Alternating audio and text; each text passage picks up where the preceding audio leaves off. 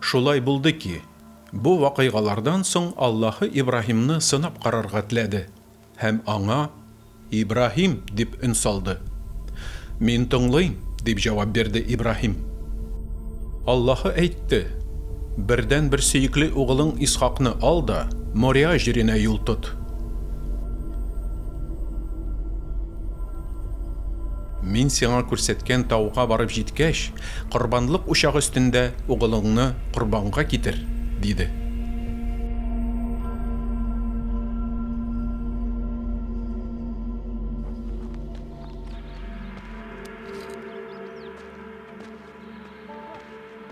Ибраһим иртән таң белән торды, ишәген иярләде, корбанлык учагы өчен утын ярды да, угылы Исхакны һәм үзенең ике кулын ияртеп, Аллаһы күрсәткән җиргә карап юлга чыкты.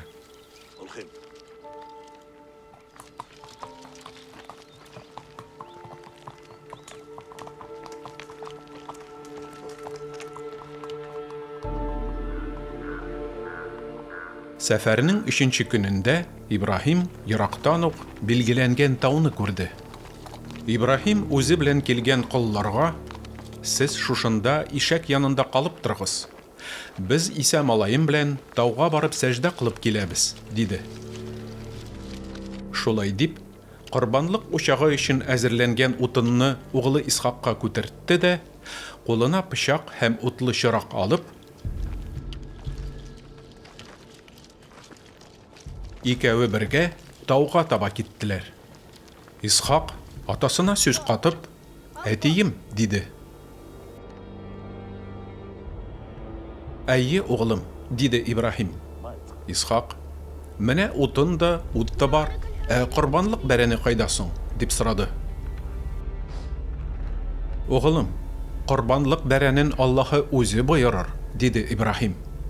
Алар шулай икәве бергә юлларын дәвам иттерделәр.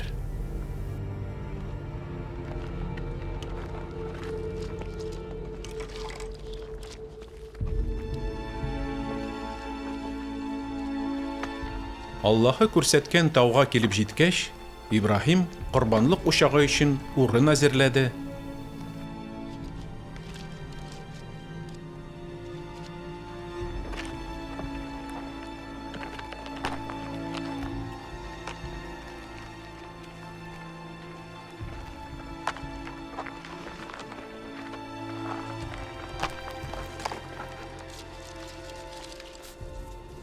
Шул урынга утын агачларын тезеп өйде дә, кул аяклары бәйләнгән Исхакны утын өеме өстенә сузып яткырды һәм угылын суяр өчен дип пычаклы кулын алга таба сузды.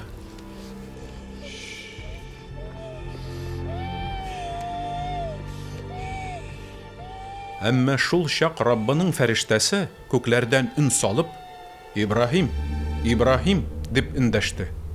"Әйе, тыңлыйм", дип җавап бирде Ибраһим. Фәрештә әйтте: "Сузылган кулыңны кире ал, угылыңа берни дә эшләмә", диде. "Инде мин белдем, син Аллаһыдан куркасың, аны хөрмәт итәсең. Минем хакка үзеңнең бердән бер угылыңны да корбан итәргә әзерсең икән."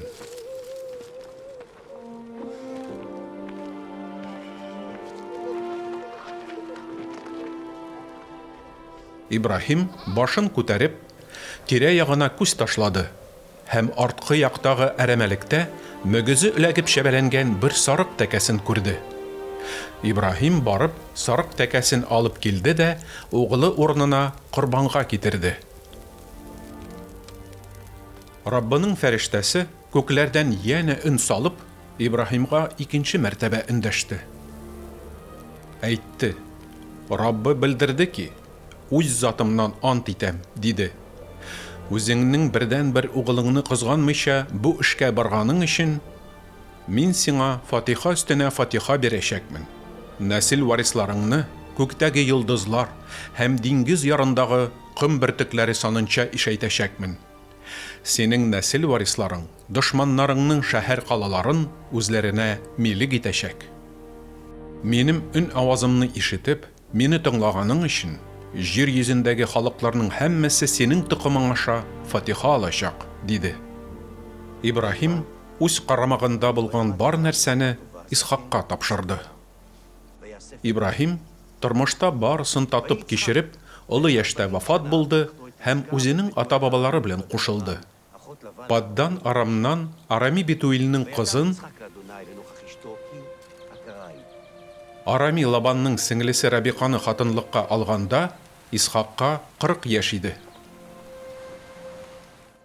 Рабика кысыр булганлыктан, Исхак үз хатынының сихәтләнүе өчен Раббыга дугалар багышлады.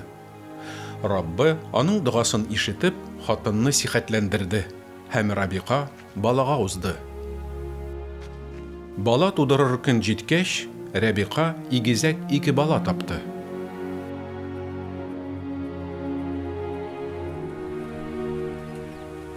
Игезәкләр үсеп җитеп, Исау кыр дала кешесе, киек җәнлек аулауда оста сунарчы булды.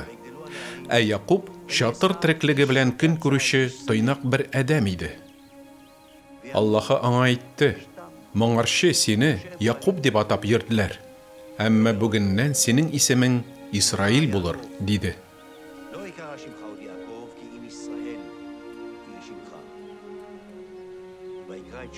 Аллаһы тагын былай диде: "Мин Кадир Алламын, үрчимле бул һәм ишәй.